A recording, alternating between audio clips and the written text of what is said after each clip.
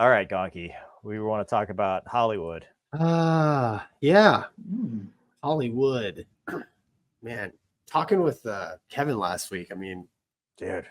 just yeah, how much effort goes into, making these films good. But yeah, Jerry Bruckheimer says Tom Cruise flying planes is really the start of actors up in their game in movies, and cites Brad Pitt and Daisy Ridley.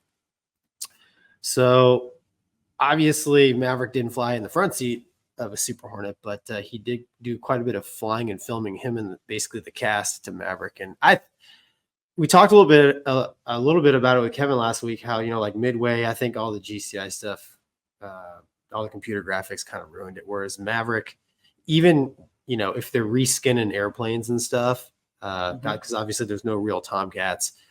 I'm sorry, there's no Tomcats here in the States that they could fly in. They reskin it, but it's still flying, right? The G-forces, the facial expressions and stuff, which, man, it just makes the movie that much better. But it does. So, the popularity of that movie has inspired, Daisy Ridley. She's the first woman to, she is playing the first woman to swim the English Channel. And, she trained for it. Brad Pitt, not Brad Pitt. Yeah, Brad Pitt. He's taking time to learn how to drive a real F1 car for his upcoming film. So, they're taking a page out of Tom Cruise's book as a hit. If you want to make it good, make it as real as possible. And I think that's a good thing. Yeah. I think there for a while, we kind of went a little too much computer graphics. And it's kind of nice to see Hollywood, get back to, just more real. I get it. It's more expensive to do a lot of times. It costs a lot of money to rent fighter jets and probably an F1 track, and stuff like that to get some seat time. But I think it pays dividends in the final product. And a lot of times, you guys agree with me, man, the devil's in the details, right? Whether you're doing a mission or making a movie, if the details are there, that's what really makes it stand out. So I don't know. What do you think, Mover? You made a point about the G-forces, about how you can tell. And if I recall, they actually had to tell the actors to act because they weren't reacting to the G-forces. They got used to it. Yeah. So some of their action, they were like, you got to do this better because you don't look like you're pulling G's. Right. Because it was so like toned down from what they were expecting. Right. But 100%. And I will throw this out there for the remake of Airwolf. I can fly any helicopter you want me to fly with enough training.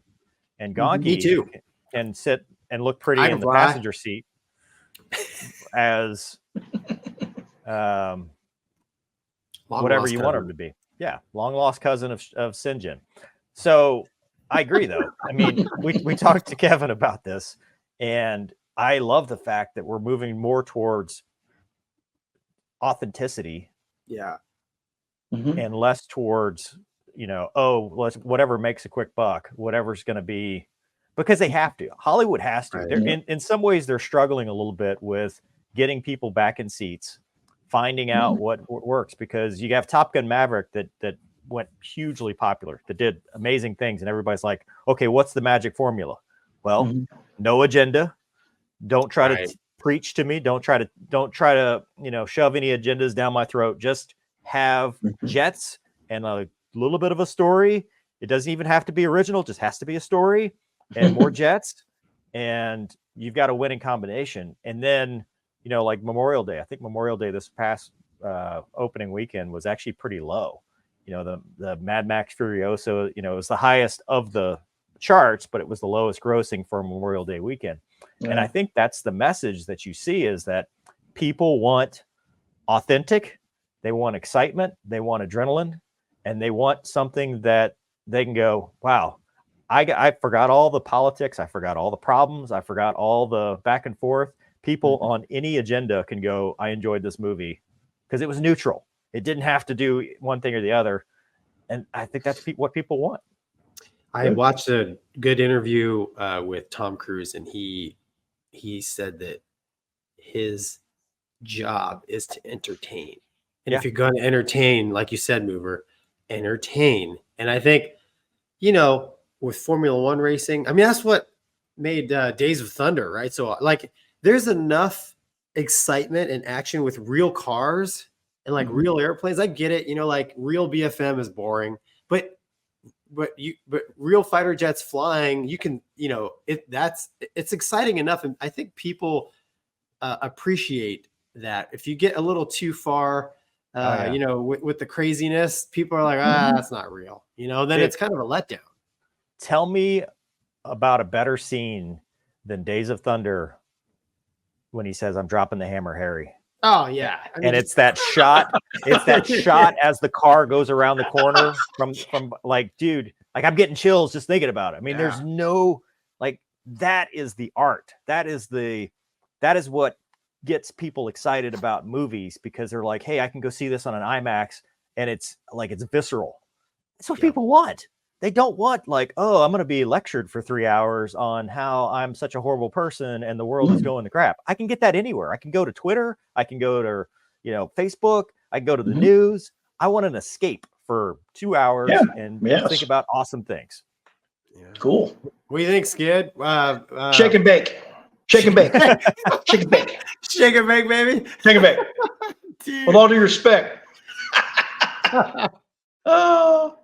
Yeah, the real thing is what gets people like. Well, obviously you got people who don't know. Majority of people have no clue when they go to a movie and they're watching jets do something, But for the people who are, or have the understanding and knowledge, we want perfection, right? I want to see a great briefing. I want to see some really cool stuff, which the movie Maverick did. It was like, hey, that's some pretty cool stuff. I thought I had rumors it was going to be all, weird CGI, but they did it so very well. I mean, they really knocked it out of the park. So that's now the new bar, I think, for the next Maverick 3 or some other type of movie like Mission Impossible. And do you redo a movie, like Pearl Harbor or Tora Tora or something of that nature, where you can actually get real airplanes? It's hard to do because they're old. Well, they did it in Devotion. We talked to Kevin, and one of the things he kind of commented about, and I think that's part of the reason Devotion didn't do as well as it should have, is because they left all the awesome footage on the chopping room floor and stuck more to the, hey, we're going to tell the story, which, by the way, Devotion, the story is amazing. Like the true story of what happened in Devotion is like the book. The book is amazing. The book is amazing. I hope they do. That author did the one you told me about, Gonky, about the Emmy. Luftwaffe pilot. Higher call. Higher call. Yeah. You know about that story, Skid, about was it a B-17?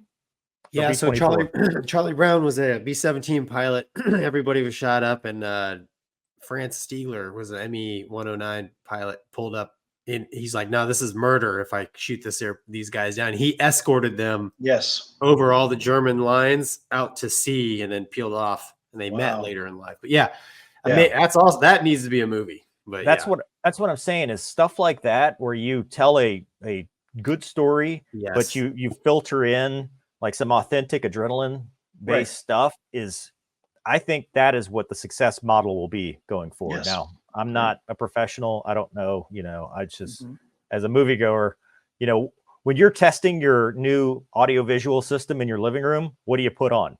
Top Gun Maverick, or Days of Thunder? And it's like, there's nothing else to test a surround sound system with than those movies. I mean, that's the way it is.